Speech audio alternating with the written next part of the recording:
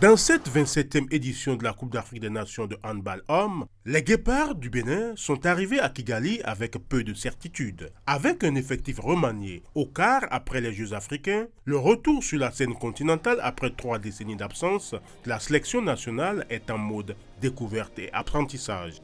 La CAN, c'est le plus haut niveau africain, c'est dur, c'est des matchs rapprochés, d'une intensité élevée. Le sort oppose les Guépards en ouverture au Maroc dans un groupe D très relevé, où figurent également le Cap-Vert et le Congo, tous des poids lourds du handball africain.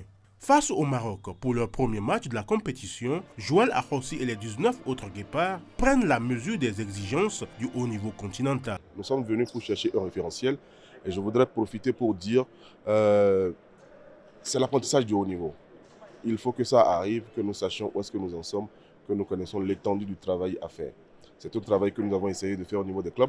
Aujourd'hui, on est assez représentatif au niveau des clubs. Le comité exécutif et moi-même, nous allons nous asseoir maintenant pour réfléchir, pour savoir où est-ce que nous en sommes, qu'est-ce que nous faisons au niveau de l'équipe nationale. Au fil des 3 rencontres, un constat s'impose. L'équipe progresse. Le collectif gagne en cohésion, porté par une intégration réussie des 5 binationaux. Charlie Sossou, Warren Pinto, Valmont, Abou et le colosse pivot Valo. Tous appelés pour la première fois en sélection. Des ajustements qui vont porter leurs fruits lors de la 2e semaine de compétition. C'est des pays qui sont habitués à cette compétition.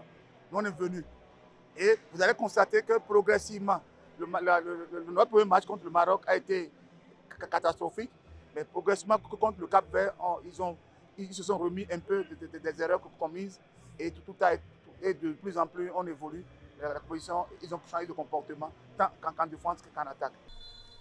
Engagés ensuite dans la Coupe du Président, les Guépards livrent un match très disputé face au Cameroun, futur finaliste de la Coupe du Président contre le Gabon.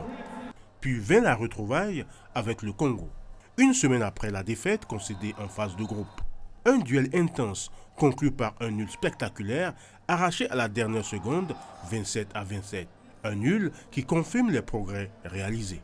On n'a pas pu faire de matchs amicaux sur le plan international. Une équipe qui ne se prépare pas dans un contexte réel, c'est pas facile. Le match, c'est toujours le contexte réel. Les hommes de Basile Pinto poursuivent sur leur lancée avec 2 victoires convaincantes face au Kenya et à la Zambie. On est obligé de finir par une victoire pour récupérer cette 13e place et finir cette montée en puissance. Je pense que sur le match de ce midi-là, on a vu que l'équipe elle était vraiment montée en puissance tout au long de la compétition.